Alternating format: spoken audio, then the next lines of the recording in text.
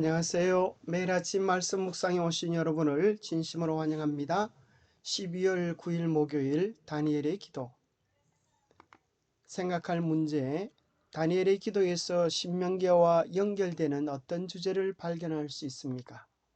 다니엘서에서 십자가와 죽음에 대하여 어떻게 예언하고 있습니까? 오늘 우리에게 주는 교훈은 무엇입니까? 다니엘의 기도. 다니엘이 3주간 금식하면서 간절히 기도했던 다니엘의 기도, 사자굴을 통하여 그의 원수들이 멈추려고 했던 다니엘의 기도의 내용은 무엇이었습니까? 다니엘서 9장은 이렇게 시작되어지고 그 중심절에 이런 내용이 있습니다. 11절입니다. 온 이스라엘이 주의 율법을 범하고 치우쳐가서 주의 목소리를 듣지 아니하였으므로 이 저주가 우리에게 내렸으되 곧 하나님의 종 모세의 율법에 기록된 맹세대로 되었사오니 이는 우리가 주께 범죄하였음이니이다.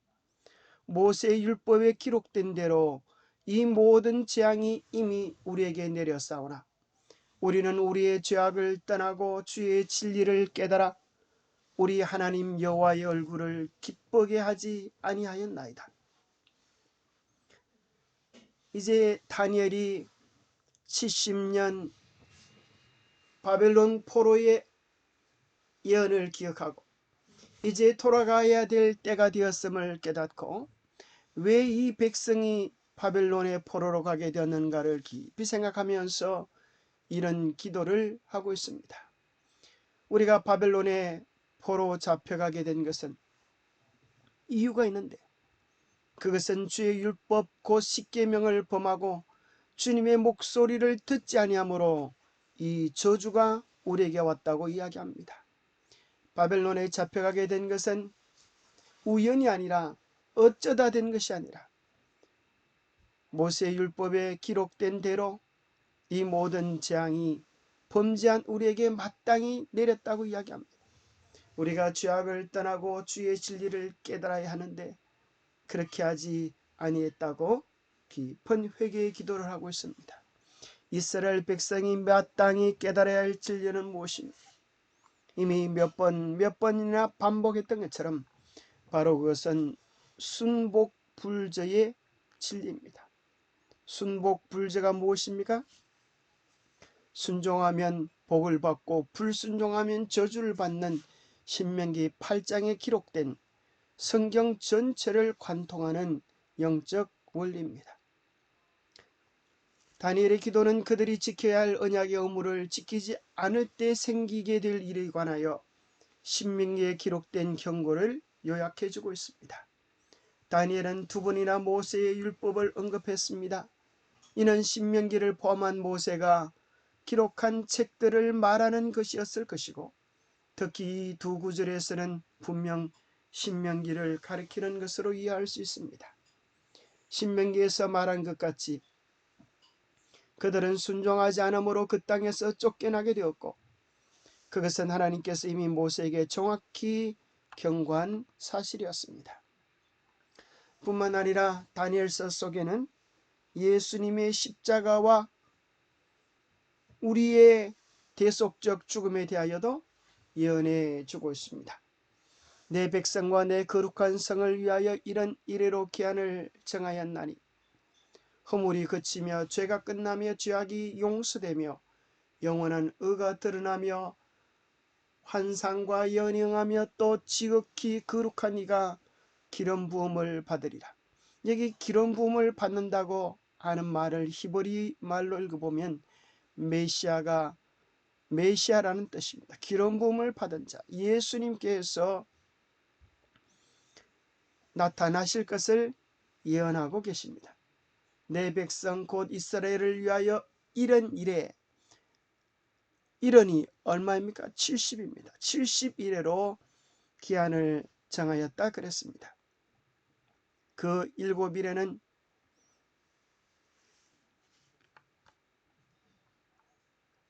(70일에는) 7일에와 62일에와 또 마지막 한 일회로 구분할 수 있습니다.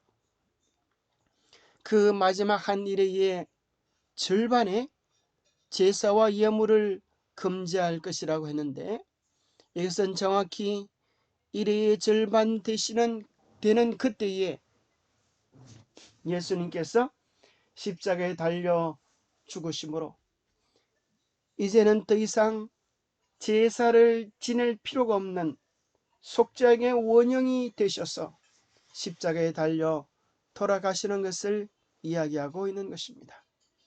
죄의 싹은 사망입니다.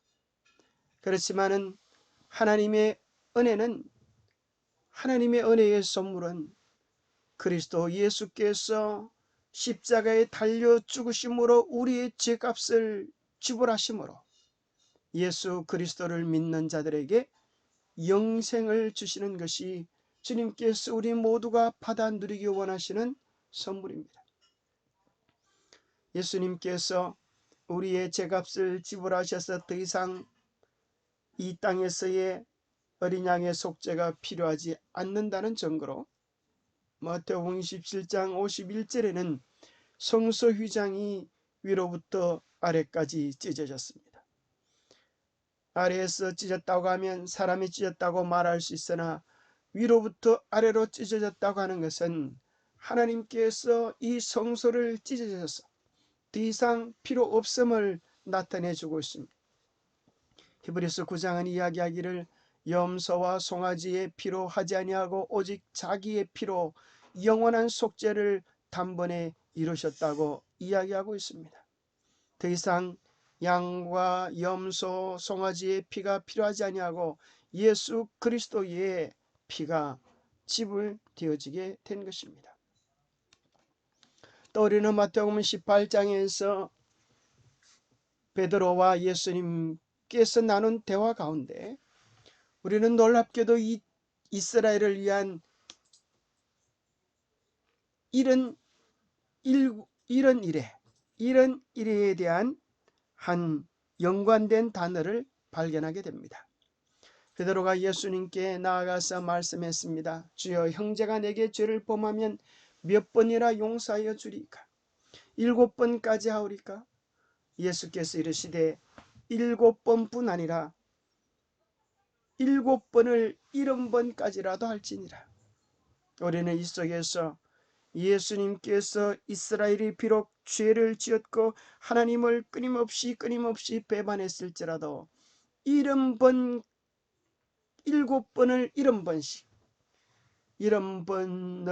7번씩 죄를 속하신 70일의 언약의 70일의 용서의 70일의 자비의 숫자를 발견하게 되는 것입니다. 우리는 기억해야 되겠습니다. 하나님은 정말 한없이 우리의 죄들을 용서해 주시지만 그것이 영원하지는 않다는 사실을 기억해야만 합니다. 언젠가 반드시 우리의 죄를 주님께 다 맡기지 아니하면 심판하러 오실 때가 있음을 기억해야 합니다. 영감의 교훈입니다. 동족들을 위한 다니엘의 기도입니다. 다니엘의 기도는 얼마나 진지하고 열렬한 것으로 특징 지어질 수 있는가. 하나님의 사람은 하늘의 축복이 그의 동족들에게 내릴 것과 하나님의 뜻을 좀 더 명확히 알려주실 것을 기도하고 있었다. 이스라엘을 위한 그의 마음의 부담은 엄격히 말해서 그들이 하나님의 율법을 지키지 아니하는 것이었다. 그는 그들이 당한 모든 불행은 거룩한 율법을 순종하지 아니한 결과로 임하였다는 것을 시인하였다. 오늘날도 마찬가지일 것입니다. 우리가 자비의 그 한없는 은혜 속에 살지만 우리가 하나님의 계명을, 하나님의 율법을 끝까지 고집하면 우리에게 주어지는 것은 엄중한 심판뿐일 것입니다. 성경의 가장 중요한 주제는 하나님의 계명과 십자가입니다. 다니엘서 9장 27절 그가 장차 많은 사람과 더불어 한 일해 동안의 언약을 굳게 맺고 그가 그 일해의 절반에 제사와 예물을 금지할 것이며 그래서 이스라엘을 위하여 준비해 두신 7일와 62일에 더하면 79일입니다. 하나님께서 이스라엘에게 주신 70일에는 7일에와 62일에와 한 일회가 필요한 것입니다. 바로 이 한 일의 예언이 다니엘 9장 27절에 한 일회 동안의 언약을 굳게 맺고 그 일회의 절반에 AD 27년과 34년의 중간인 31년에 예수님께서 십자가에 달려 돌아가심으로 더 이상 이 땅에 속죄 양을 필요로 하지 않는 십자가의 사건으로 성취되게 된 것입니다. 그래서 이스라엘을 위한 70일의 언약이 온전히 이루어지고 AD 34년에 유대인들이 스데반을 죽임으로 말미암아 이스라엘에 대한 기간이 마쳐지게 우리는 다니엘서의 예언들이 정말 정확하게 예수님의 대속적 사건으로 이루어졌던 사실을 확인하게 됩니다. AD 34년에 스데반의 순교를 통하여 이방인들에게 복음이 전파되어지면서 유대인을 위한 70일의 기간이 끝났음을 발견하게 됩니다. 그런데 사실 오늘날 수많은 한국의 기독교에서는 이 마지막 한 일회를 먼 미래적 사건으로 떼어놓습니다. 바로 이것이 미래주의의 한 분파인 세대주의 종말론에서 하는 것인데요. 이렇게 해서 예수님 재림 전에 있을 7년 대환란이라고 이 사건에 적용을 시킵니다.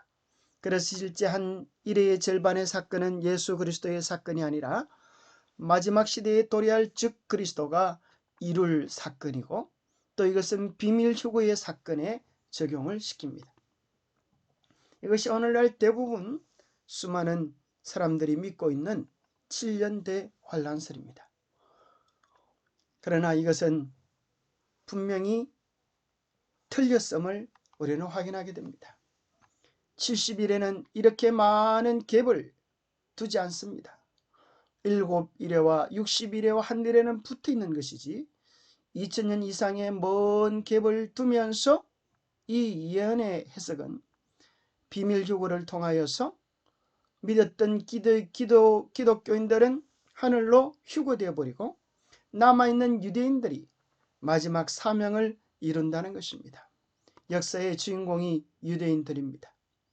기독교인들이 참으로 예수 그리스도를 받아들인 참된 이스라엘 백성들이 할 영적 활동은 없는 것입니다. 바로 이것이 오늘날 많은 교회에서 받아들이고 있는 잘못된 종말론의 도표입니다. 그래서 이 잘못된 종말론의 도표의 예로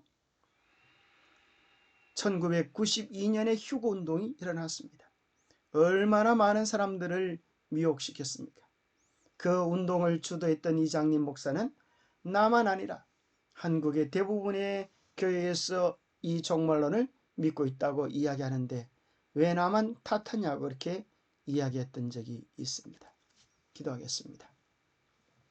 하나님 아버지, 참으로 우리가 분명한 영적 원리를 깨닫게 해주셔서 감사합니다.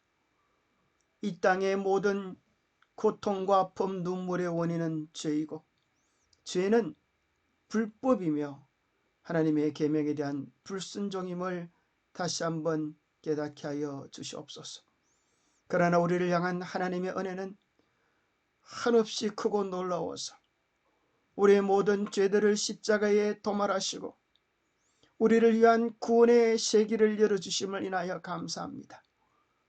이제 구원받은 백성으로서 용서받은 죄의 백성으로서 우리에게 주신 하나님의 계명에 신실하며 순종하여 우리의 사랑과 믿음을 주님께 온전히 드릴 수 있도록 도와주시옵소서.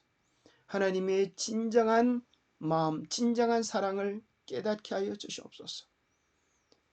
다니엘이 그렇게 탄원했던 것처럼 우리에게도 진정 주님께로 돌이키는 진정한 회개와 하나님의 말씀과 계명을 회복하는 거룩한 역사가 우리 안에서 일어나도록 축복해 주시옵기를 우리 주 예수 그리스도로 모자하여 간절히 간구하옵나이다. 감사합니다.